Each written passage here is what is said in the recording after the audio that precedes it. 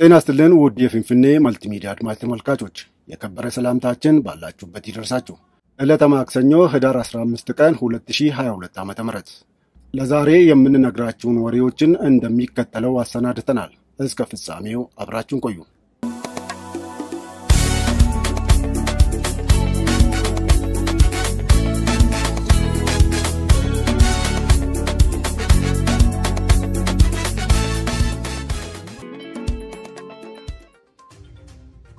ጠቅላይ ሚኒስትር አብይ በዛሬው የፓርላማ ውሏቸው ሰላምና ብልጽግናን ለማስቀጠል ጦርነት ማቆም ብቸኛ አማራጭ እንደሆነ ተናገሩ።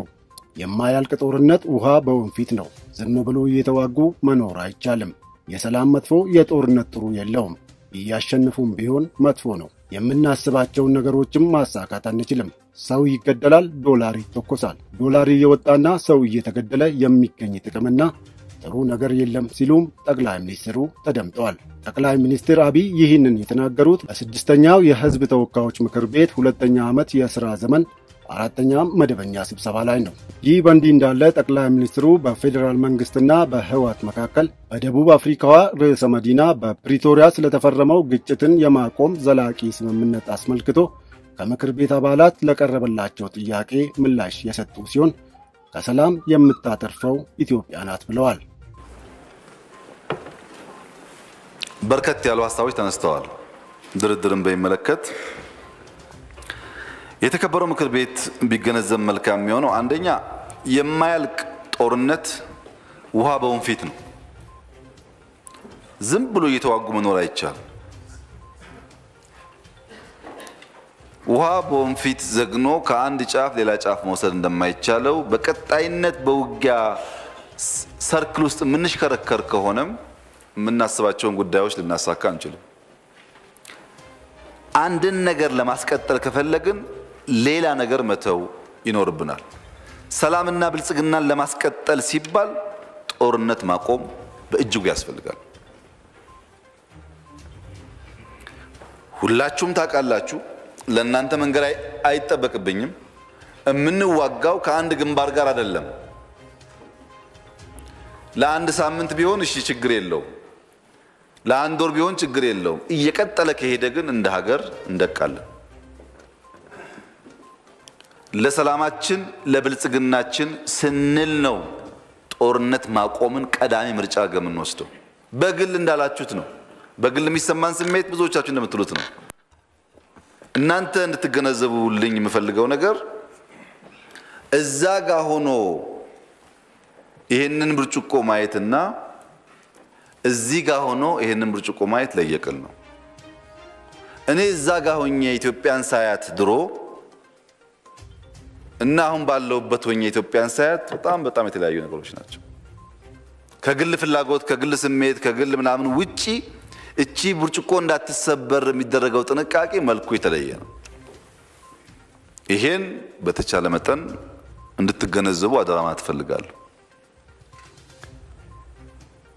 ሁለተኛው ሐሳብ የሰላም መጥፎ የጦርነት ጥሩ ደግሞ የለው። ሰላም ሁሌም ጥሩ ነው። ጦርነት ሁሌም እያሸነፍክም ቢሆን መጥፎ ነው። ምክንያቱም ሰው ትገላለህ፣ ዶላር ትተኩሳለህ። ዶላር እየተፋህና ሰው እየገደልክ የሚገኝ ጥቅም እና ጥሩ ነገር የለም። ሁሌም ጦርነት መጥፎ ነገር ነው። ሁሌም ሰላም ደግሞ ጥሩ ነገር ነው። በሀገር ደረጃ ደግሞ ሲታይ በጦርነት ውስጥ ንግድና ትርፍ የሚያገኙ ሰዎች ሰላም የሚባል ነገር ድርድር የሚባል ነገር አይመቻቸው። በመተማመን እጦትና ቃል የገባነውን ባለመፈጸም ምክንያት ድርድሮች ይበላሻሉ። ተደራድራችኋል ተባለው ከዚህ ቀደም በተለያየ መድረክ ሲነሳ ሰማለሁ። ያው የተከበረው ምክር ቤት ያወጣችሁት አዋጅ ከአሸባሪ ጋር አትደራደር አይልም። ሌላኛው ከምክር ቤቱ አባላት ለጠቅላይ ሚኒስትሩ የቀረበላቸው ጥያቄ ከስምምነቱ ጋር ተያይዞ የምዕራብ ትግራይ ወይም ወልቃይት ጉዳይ ነው። ጠቅላይ ሚኒስትሩም ለቀረበላቸው ጥያቄ የወልቃይት ጉዳይ በኢትዮጵያ ሕገ መንግስት መሰረት በስርዓትና በምክክር በሰላም መቋጨት እንደሚገባ ጠቅሰው ከፌዴራል መንግስት ጋር እያገናኙ የሚነገሩ ሽረባዎች ውሃ የማይቋጥሩ እንደሆነም ጠቅሰዋል። እንዴ ወልቃይትን በሚመለከት እንዳላልፍ ሁለት ነገሮች አሉ። ካማራው ግን ላለፉት 30 ዓመታት ብዙ ወልቃይቴዎች ሲፈናቀሉ ሲሰደዱ ኖረዋል። in their absence እነሱ በሌሉበት ሪፈረንደም ቢባል የተመናመነ ህዝብ ነውና እንጎዳለን። በትግራይ በኩል አሁን በተፈጠረው ግጭት ብዙ ሰው ወጥቷል። ስለወጣ አሁን ባለው ቢወሰን አማራ ክልል አድቫንቴጅ ይወስዳል የሚሉ ስሞታዎች ይሰማሉ። ወልቃይቴ ነው ይታወቃል። ከአድዋም የሄደ ከደብረ ማርቆስም የሄደ ሰው ይኖር ይችላል። ግን ወልቃይቴ ይታወቃል። እና አትላንታም ይኑር አውስትራሊያም ይኑር ጅማም ይኑር ስለዛ ቦታ ሐሳብ እንዲሰጥ እድል ካልተሰጠው በስተቀር ዘላቂ ሰላም አያመጣም። ጉዳዩ ወደዛ ስለሄደ ወደዚህ ስለመጣ ሳይሆን ያ ህዝብ የራሱን ፌት እንዲወስን ዲሞክራሲያዊ እድል እንዲያገኝ ማድረግ ከቻለ ብቻ ነው መፍትሄ ይመጣው። እና እነዛን ችግሮች በሚቀርፍ መንገድ እንደሚሰራ ተስፋ አደርጋለሁ። ጊዜ ወሰድነው ጊዜ ጠበቅነው ለዛ ነውና ብዙ ስጋት ባይኖር በተረጋጋ መንፈስ ቢሰራ ዘላቂ ነገር ያመጣል ቢባል ጥሩ ነው። አለበለዚያ ግን ከህገ መንግስት በፊት ቲፒኤልኤፍ በግድ ስለወሰደ አሁን እኛ ደግሞ በግድ ወስደን እዛ ዘመን በሙሉ ወታደር ልናቆም አንችልም።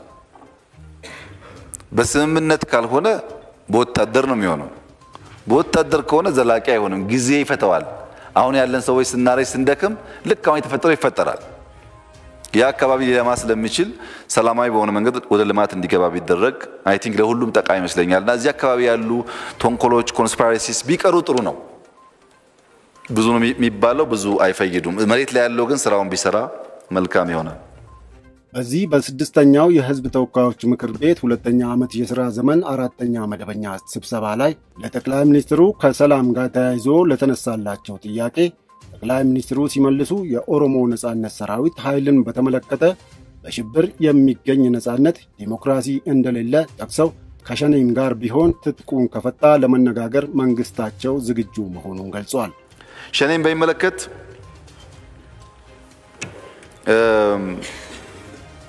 በመጀመሪያ በሽብር የሚገኝ ነጻነት የሚገኝ ዲሞክራሲ የሚገኝ ክብር የለም።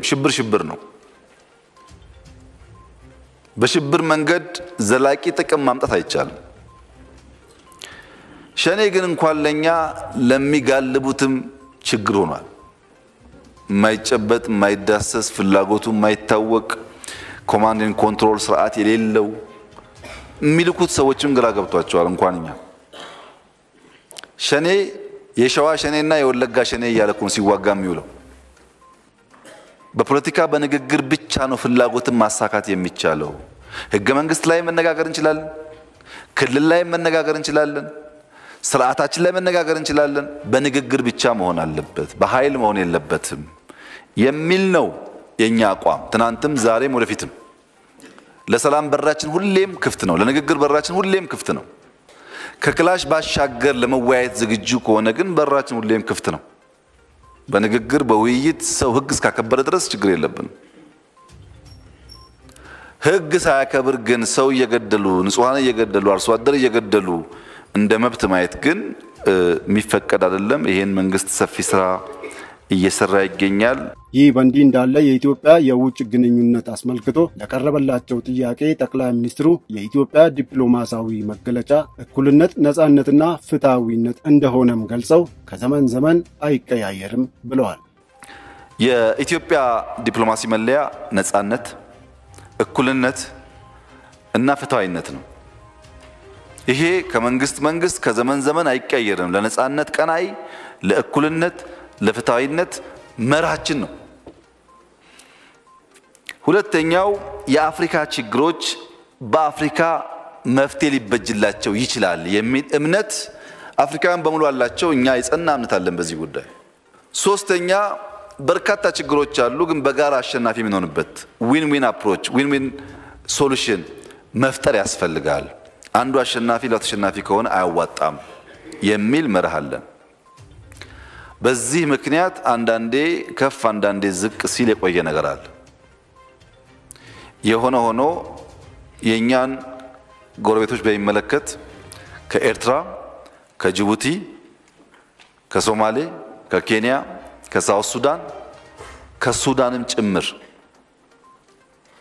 ባለፉት 3 ወራት መልካም የሚባል ግንኙነት ለመፍጠር ጥረት ተደርጓል። ውጤቱም ጥሩ ነው። ከሱዳን ጋር አንዳንድ የማያግባቡ ጉዳዮች ነበሩ። አሁን በጣም በተሻለ ደረጃ ነገሮች መስመር እየሄዱ ነው።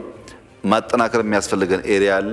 አጠናክረን ከሱዳን ወንድሞቻችን ጋር በጋራ ሰርተን መልማት፣ ማደግ፣ መለወጥ የምንችልበትን ነገር እናመቻቻለን።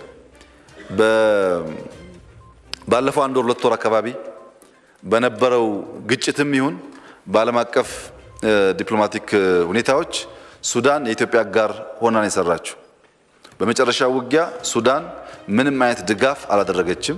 በጣም እናመሰግናታለን። ከዛ በኋላ በነበሩ ዲፕሎማቲክ ጫናዎችም ሙሉ በሙሉ ኢትዮጵያን ደግፋ ቆማለች።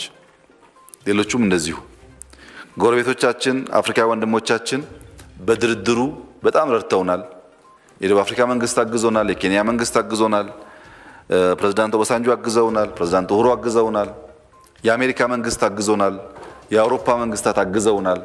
ብዙዎች ወዳጆቻችን ይሄ ጉዳይ በሰላም እንዲፈታ ጥረት አድርገዋል። መካከለኛው ምስራቅ ሀገራት፣ ሩቅ ምስራቅ ሀገራት ያሉ ሀገራት ረድተውናል። ለሁሉም የኢትዮጵያን ሰላምና ብልጽግና አስበው ላገዙን ኃይሎች ከፍተኛ ምስጋና እናቀርባለን። በግልም እንደ ሀገርም ለረዱን አንዳንዶች ደውለው፣ አንዳንዶች ሰው ልከው፣ አንዳንዶች በአካል ተገኝተው ብዙ ምክር ብዙ ጉትጎታ አድርገዋል ሰላም እንዲመጣ። ለነዚህ ሁሉ የኢትዮጵያ ኢኮኖሚ በ2014 ዓ.ም የበጀት ማጠናቀቂያ 6.16 ትሪሊዮን ብር ወይም 127.6 ትሪሊዮን ዶላር ደርሷል ብሏል ጠቅላይ ሚኒስትሩ። ኢትዮጵያ ኢኮኖሚ ላለፉት አመታት በተለይም ባለፈው አመት በርከት ያሉ ሰው ሰራሽና የተፈጥሮ ፈተናዎች ገጥመውት እንደነበር ሁላችሁም ታስታውሳላችሁ። ከፍተኛ ፈተና ከፍተኛ ቻሌንጅ የነበረበት አመት ስለሆነ ጦርነት በሀገር ውስጥ በውጭም የዩክሬን እና የራሻ ጦርነት በዓለም ደረጃ የፈጠረው ጫና እንዲሁም ድርቅ፣ ኮሮና ተያይዞ የመጡ ጫናዎች በስፋት ዱቀሳ ያሳረፉበት አመት ነበር ማለት ይቻላል። ነገር ግን አንድ ሰው በፈተና ውስጥ ሲያልፍ በችግር ውስጥ ሲያልፍ ያ ሰው ጠንክሮ በርትቶ እንደሚወጣ ሁሉ የኢትዮጵያም ኢኮኖሚ ሬዚሊየንት መሆኑን በቀላሉ የማይሰበር መሆኑን የጀመረውን የእድገት ትራጀክተሪ ማስቀጠል የሚችል መሆኑን ለኢትዮጵያ ኢኮኖሚስቶች ብቻ ሳይሆን በዓለም አቀፍ ደረጃ ያሉ ይህንን ጉዳይ የሚገመግሙ ሰዎችም ግራ እስኪያጋባቸው ድረስ ኢኮኖሚው ያጋጠመውን ፈተና ተቋቁሞ መሻገር ችሏል።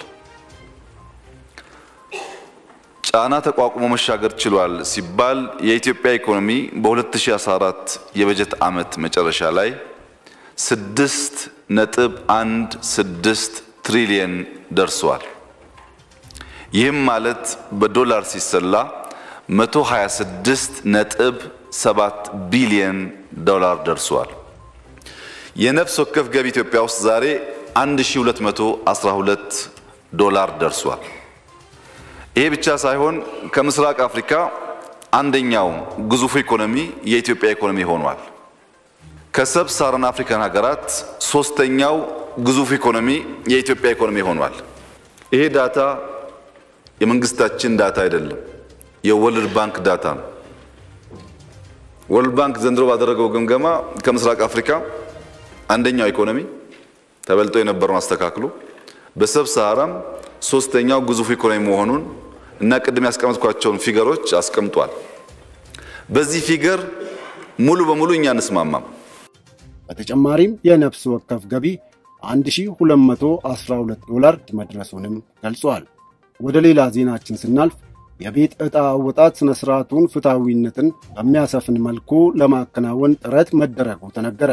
የፍትሃዊነት ጥያቄ ይነሳበት የነበረው የቤት ዕጣ አወጣጥ ስነ ስርዓት በአዲስ መልክ የሚመለከተው አካል ተሳትፎበት ለቀጣይም ፍትሃዊነትንና ግልጸኝነትን በሚያሰፍን መልኩ ለመስራት የምንችለውን ሁሉ ጥረት እናደርጋለን ሲሉ የፊንፊኔ ከተማ አስተዳደር ከንቲባ አዳነች አቤቤ ገለጹ።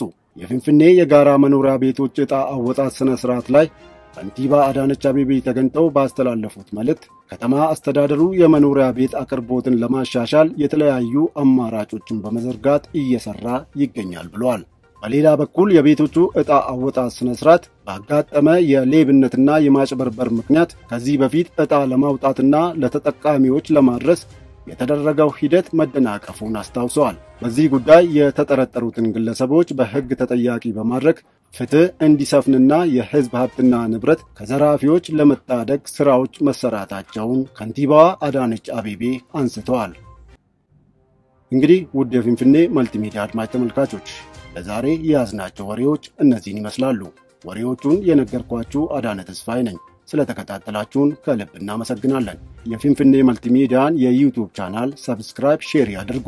ፊንፊኔ መልቲሚዲያ የታሪክና የመረጃ ምንጭ